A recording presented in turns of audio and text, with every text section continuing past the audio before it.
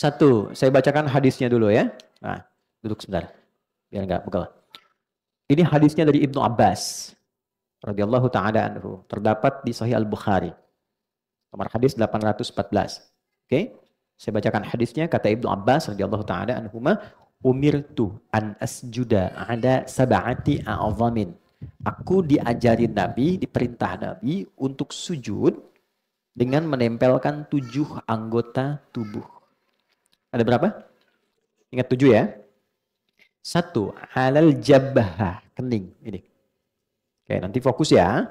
Yang rambutnya panjang, yang laki-laki nanti ada babnya sendiri. Yang pakai mukena perempuan atau kerudung atau jilbabnya nanti ada babnya sendiri. Saya tunjuk dulu kening. Wa asyara, perhatikan, ila anfihi. Dan saat menyebutkan kening, Nabi pun menunjuk ke hidung. Begini. Oke, tapi yang disebut apa? Kening. 1. 2, perhatikan kalimatnya, yadain au kaffain, 2 telapak tangan. Dihitung 2. Kening 1 tambah 2 berapa? 3. Oke. 4 dan 5, rukbatain, 2 lutut. Baik, 1 tambah 2, 3 tambah 2, 5. Kemudian yang terakhir, atraful qadamain, 2 kaki dengan melipat bagian jemarinya. Tambah 2 berapa? 7 ya, di 2 kaki. 1 tambah 2, tambah 2 lutut, tambah 2 di kaki. Oke, 7. Pastikan itu. Baik, untuk hidung, karena ditunjuk, maka di sini ada hukum khusus, ditafsil namanya sama ulama. Dia tidak berhukum wajib. Oke, bukan anggota, tapi dianjurkan sunnah. Melihat kepada tempat. Kalau tempatnya bersih, baik, menempel bagus. Dan nanti akan jadi ukuran biasanya kalau kening bagus, hidung tuh insya Allah tuh nggak akan ada masalah. Mau mancung, mau biasa nggak ada masalah. Oke? Kecuali Pinocchio lah. Ya. Kemudian yang kedua yang repot itu adalah kalau sedang sholat di tempat yang tidak semacam ini. Oke? Misal di tanah biasa yang bersih, tapi kan kalau hidung nempel terhirup jadi bahaya. Maka tidak harus menempel. Jelas ya? Itulah sebabnya Nabi tunjuk itu untuk memberikan kesan, lihat tempat kamu sujud. Yuk kita mulai. Bismillah. Silakan. 1, kening. Nah, tahan ya teman-teman sekalian. Sekarang sebelum ke kening, saya ambil posisi telapak tangan dulu. Nah, jangan diangkat dulu, duduk sebentar. Teman-teman lihat sini ya. Takbir ya. Ya, takbir. Yang sudah pernah kita belajar bersama. Kan takbir itu bisa di sini. Oke, sejajar dengan bahu, hadwaman kibaihi, atau di sini sejajar dengan daun telinga. Jelas ya? Baik, nah posisi sujud tangan tuh nggak jauh dari ini. Jadi di sini, cukup di sini turunkan di tempat sujud. Jelas? Nah, yang dimaksud panjangkan sujudmu, maksudnya doa. Ada hadis lain mengatakan fa'akthirud doa. Maksudnya doanya, bukan tangannya manjang ke depan. Enggak, karena ini terjadi, betul. Ini terjadi. Ada orang sujud tangan begini. Oke, nah normal aja tangan seperti kita takbir, simpan tangan di situ. Jelas? 2, ini agak dalam. Lihat baik-baik. Ini tidak merapat ke sini. Bukan rapat, tapi tetap buka ke sini. Termasuk perempuan. Ya deh? Lihat baik-baik. Hadis merapatkan perempuan itu awalnya terkait dengan saat berdiri. Kerapatkan begini, ada begini. Kenapa? Ada penjelas menerangkan bahwa pakaian dulu kan nggak seperti sekarang perempuan. Ada mukena, ada macam-macam, terus terjaga. Ketika terbuka begini, kainnya terangkat. Maka agak menutup seperti ini, sehingga dibedakan dengan laki-laki. Asal dasarnya sama saja, kalau pakaian sudah cukup baik, nggak ada masalah, nggak ada perbedaan laki-laki perempuan. Bahkan, kalau tangan begini saat sujud rapat, itu Nabi langsung melarang. Ya, awas, berbahaya, bahasanya berbahaya, jangan lakukan. Kenapa? Karena saat sujud, darah tuh dipompa terus ke otak tuh. Saat ditekan diafragma tertekan, tuh orang bisa sesak di sini. Untuk itulah diminta dilebarkan. Karena ukuran orang Arab dulu besar, ya kan? Nabi katakan coba engkau buka sedikit begini supaya anak kambing bisa lewat ukurannya. Anak kambing disebut tuh orang Arab zaman dulu. Jadi Anda jangan bayangkan sujud benar lah kambing lewat dulu sini, depan lah kambing bawa tuh sini. Ya kan? Enggak begitu, maksudnya kasih space di sini supaya enggak tampakkan ke diafragma. Jelas? Ya, kalau kita kucing lah gitu kan, anak kambing kebesaran kan. Baik, jelas ya? Oke, sekarang silakan. Telapak tangan posisinya jelas. Ya, kening. Oke. Nah, sekarang ini ya, di bagian sujudnya, perhatikan baik-baik. Ini tidak terlalu maju ke depan sehingga ini naik, tidak manjang sehingga ini rata. Paham? Ini normal ini aja segini bagus, cukup baik. Lalu yang paling saya notice adalah satu.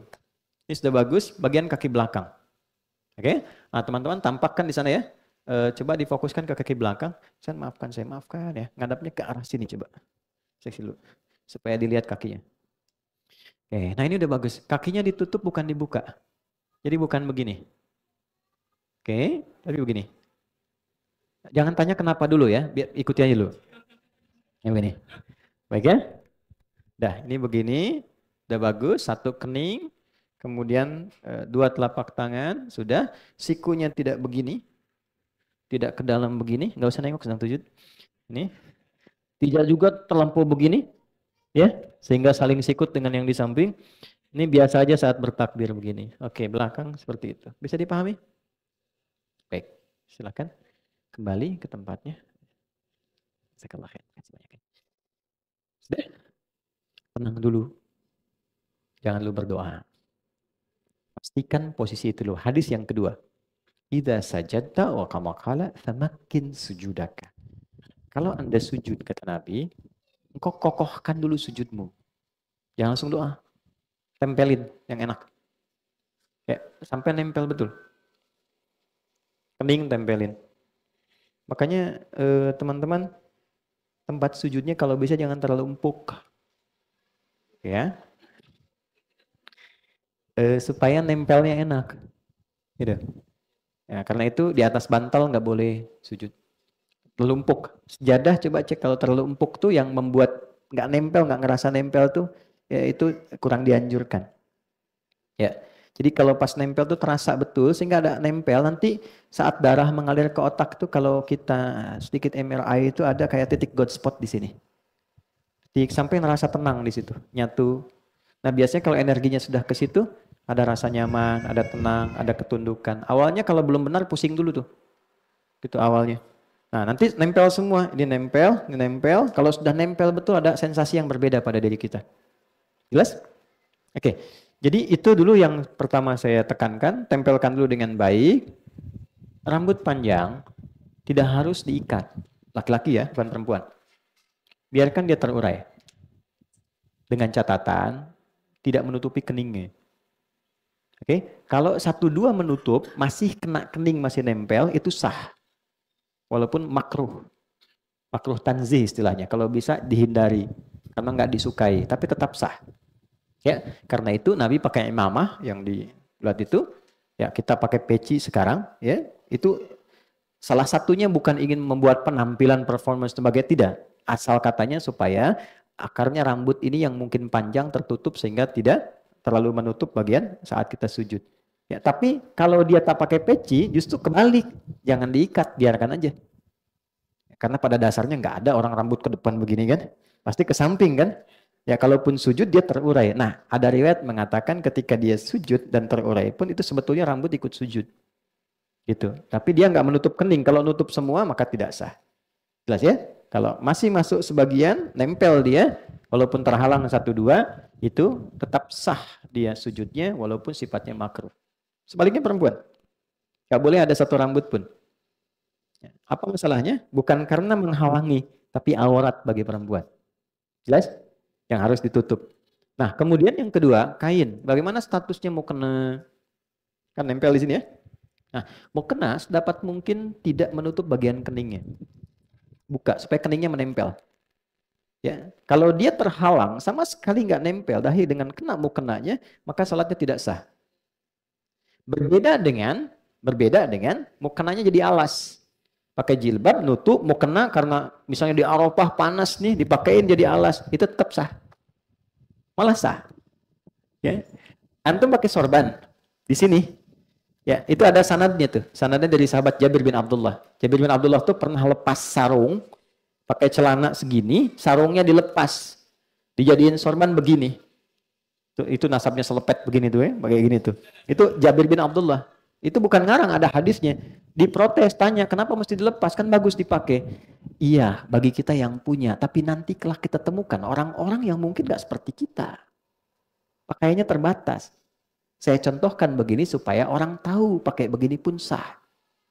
Anda punya sarung, pakaian bagus. Di daerah tuh kan ada yang celananya segini, cuma pakai kaos. Dia tanya, saya sholatnya sah nggak? Agama ini mudah, jangan dipersulit. Maka kalau dipakai di sini jubahnya, kemudian sorbannya, lalu sujud, kena ke sorban, sholatnya nggak sah. Ya, tapi kalau sorban dibentangkan begini, tidak menempel di sini, itu sah. Intinya tidak ada kain tambahan yang digunakan di sini menghalangi tempat sujud. Tapi kalau dia bukan bagian di tubuh, dilepaskan begini, itu sah. Jelas ya? Contoh, boleh nggak saya pinjam? Kasih. Sebentar. Nah, teman-teman contoh begini ya.